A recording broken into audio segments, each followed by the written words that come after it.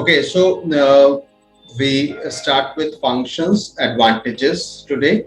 What are the advantages of function? Number one, it helps in reusability of code, which means that once we write a function, we can use it several times in the program, in one program, also in another programs. Number two, it divides a large program or large software into smaller parts. इससे फायदा क्या होता है? It helps in error debugging and correcting. Uh, the error debugging and locating errors in a program becomes easier when we divide a large program into smaller parts with the help of functions. And another important advantage is that software maintenance becomes easier. When we say software maintenance, what do we mean? We mean that whenever a software is developed, a lot of changes are being made into the software later on. So when a program or a software is developed using functions, it is very easy to maintain it, to add some code or to remove some code. Now, as we have already discussed, there are two types of function. First is the user-defined function, and second is the library function. User-defined functions are those functions which are defined by the user, the programmer, and the library functions are already defined in the compiler and we can use it directly. So first we are discussing user-defined functions. Later on, we'll in the coming sessions we'll discuss about the library function.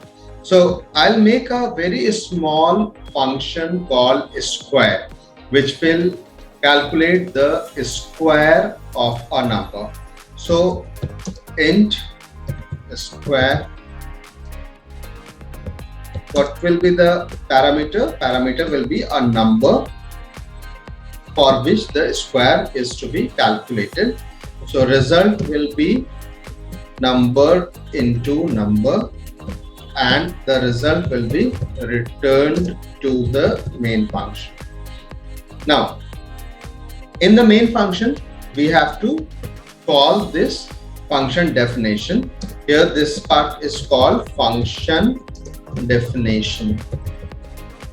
And when we call it in the main function, it is called function call. So here, now what we will do, we'll use one variable, integer number, and for the result, we declare another variable r. And now we ask the user to enter a number. So the user will enter any number.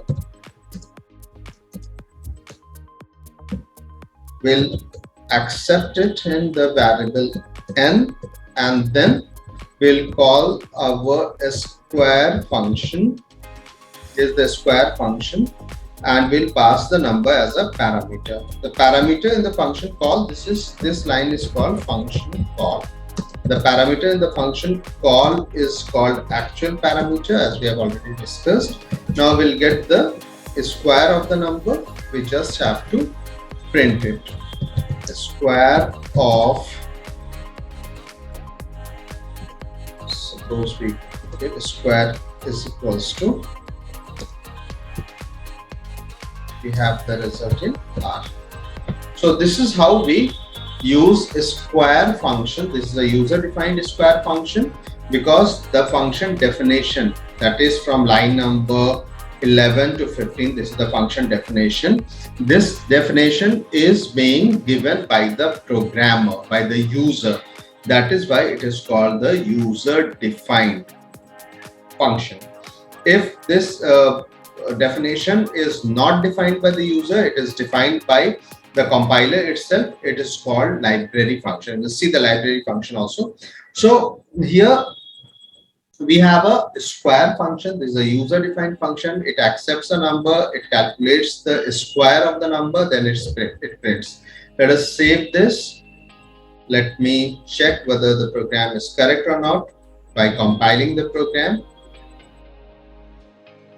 Here we have not declared the result variable, so it was giving error. So let us save it again. Let me compile it. Now it is done without any error. So we can execute and see. We enter 5 and we get square is equal to 25. Now suppose we want to calculate the square root of a number.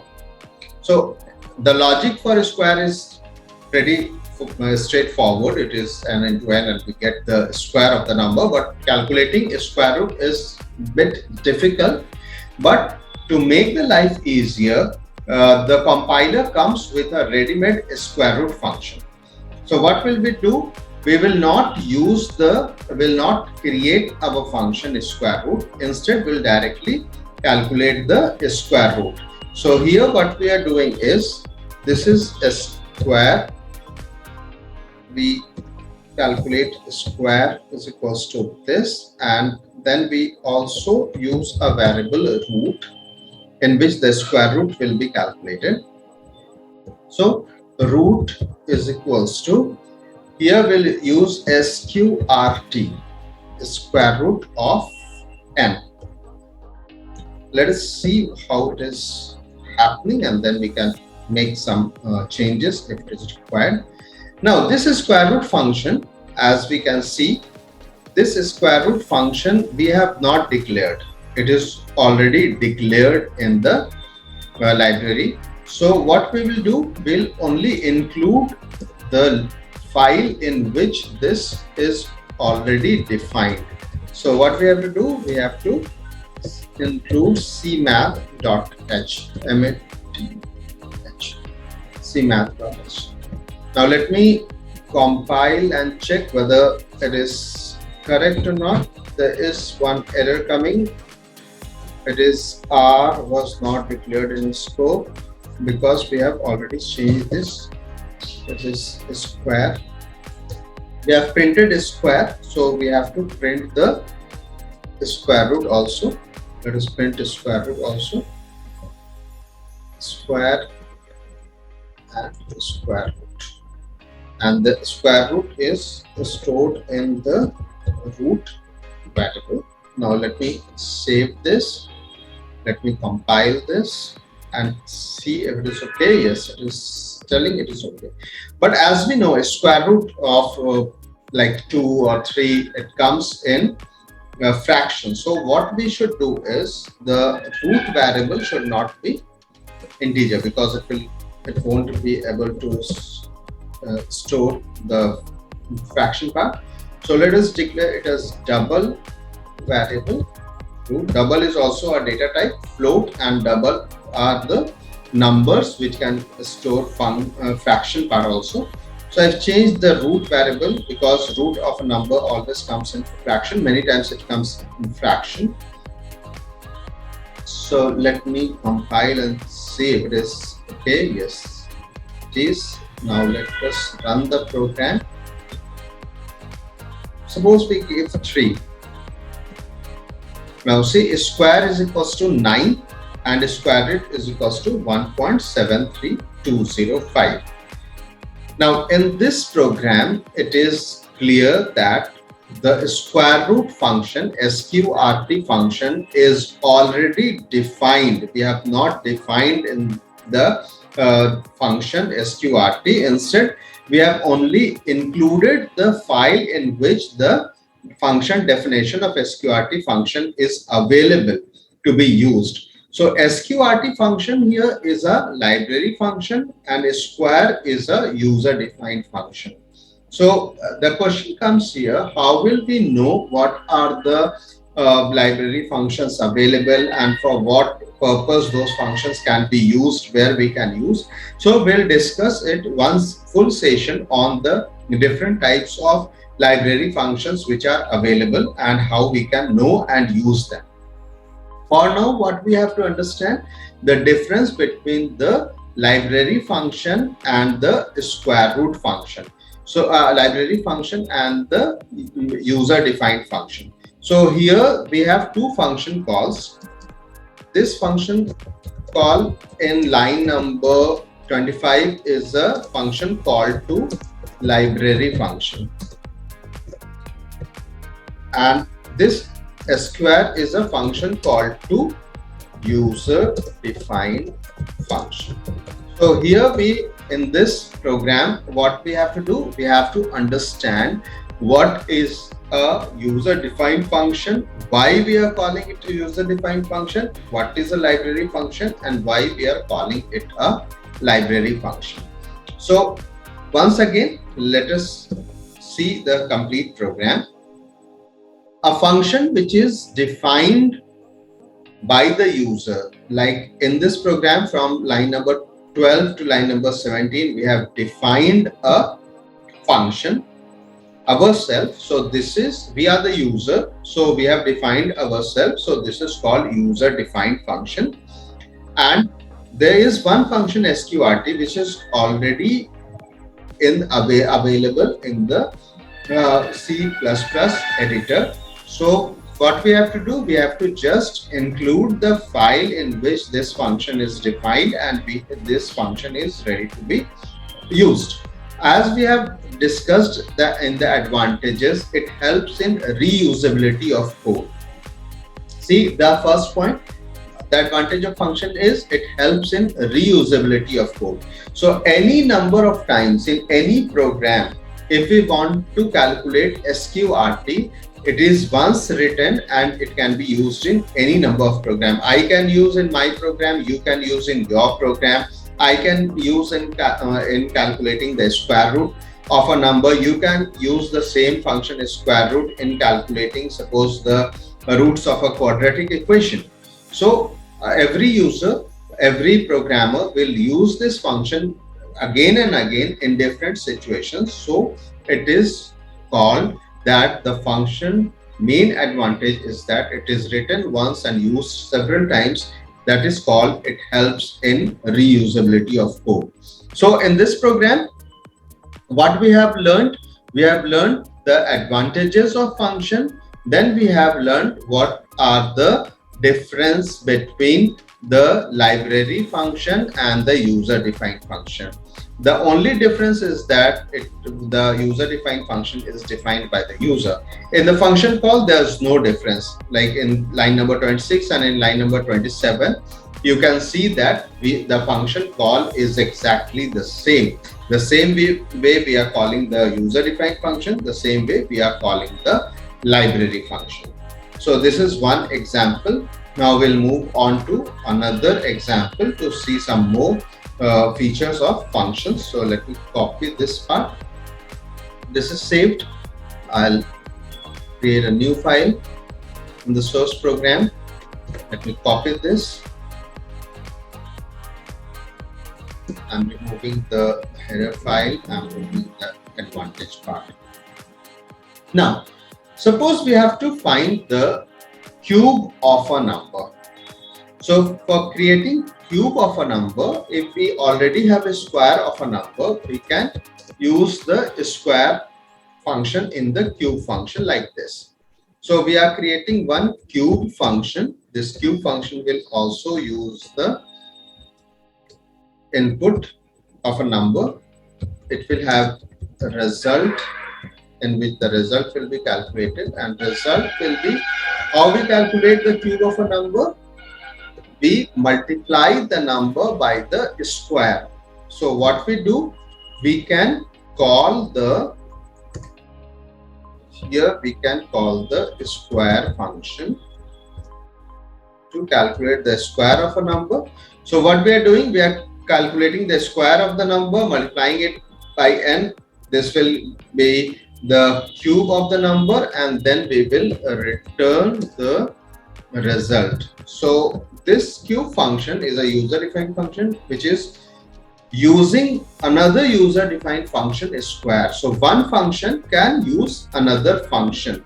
What we have to learn, what we want to make clear here is that it is not necessary that only main function can call another function.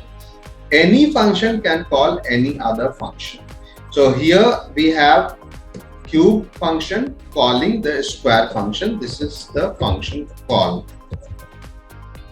And now in the main program, suppose we have to calculate the square and the cube of a number.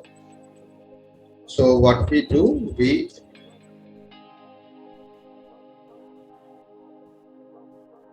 the user to enter a number. Enter any number. User enters and we will accept the number by Cn. Now S is equals to square of the number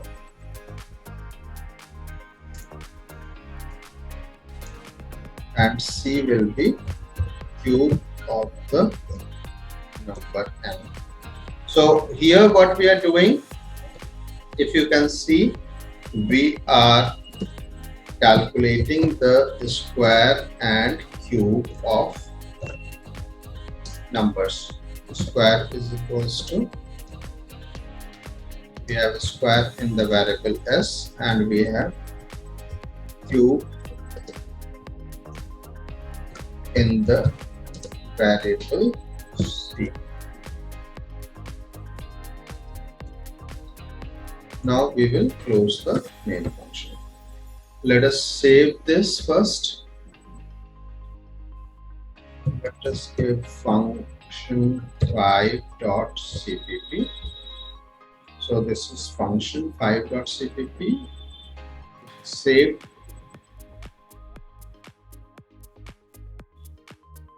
Function 4 was already there. So this is function 5.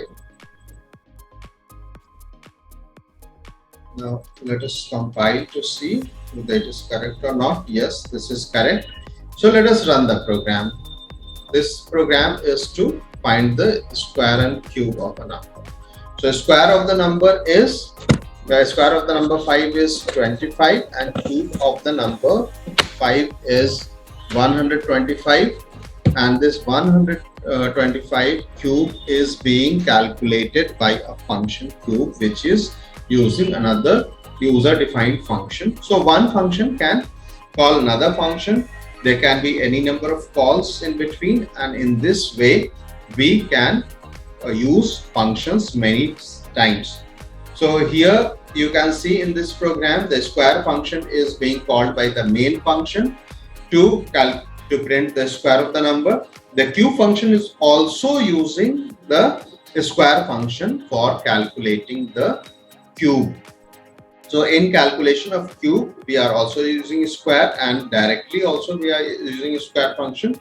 So we can use a function several times. This is also one example of creating and using functions several times. So these are two function definitions.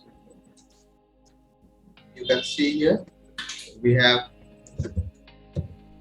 function definition of cube function, we have function definition of square function. Both these are user defined functions. In the main we are calling, these are the function calls. Function call to square function. This line is also called function call to the cube function. So this is how we can use functions. We can create and use functions several times in our program. We can check whether these programs are running properly or not, and we can use it. So this is how the functions are created.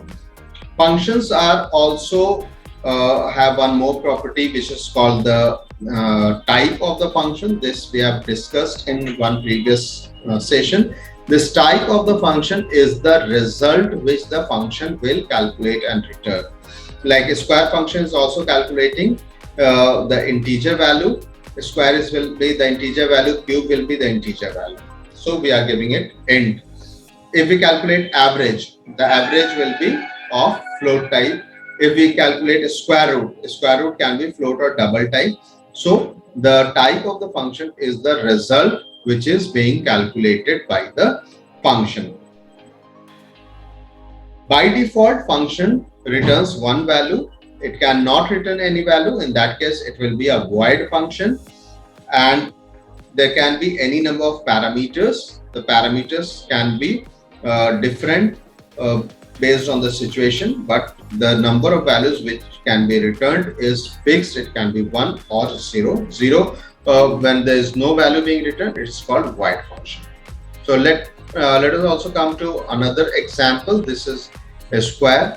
Let us calculate the program to calculate the factorial of a number. So what we do, this is already saved. Let me create a new file, source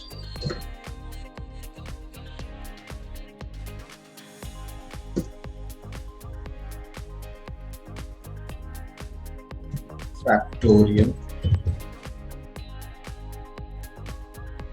For factorial, we'll have to use a loop. So we require one more variable for I is equals to 1, I less than equals to, and I plus plus.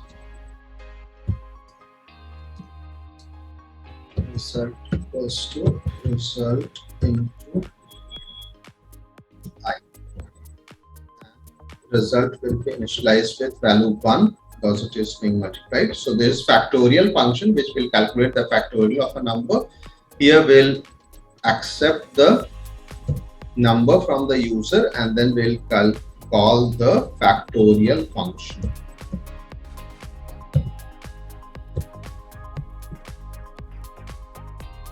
This is the function call which is calling the factorial function. This n will be passed here and the factorial will be calculated and returned. The result will be stored in the variable f. The name of these two variables can be different because the value is returned, not the variable. So the value of the number or the factorial of the number will be returned and it will be stored in f. Here we'll print factorial is equals to, the factorial is being stored in the variable f. So this is the program to calculate the factorial of a number. We are accepting the number, we are calling the factorial function, then we are printing the result. Let me save this in func5.cpp.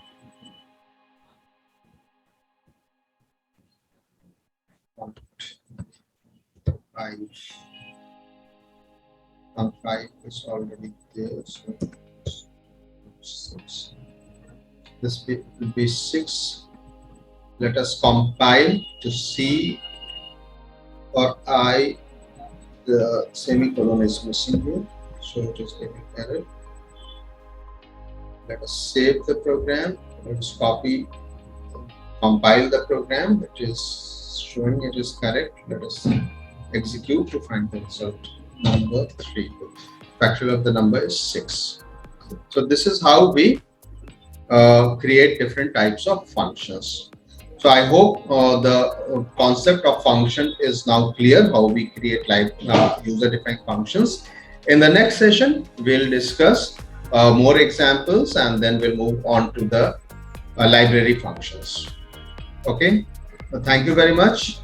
If you have any question, you can discuss with me.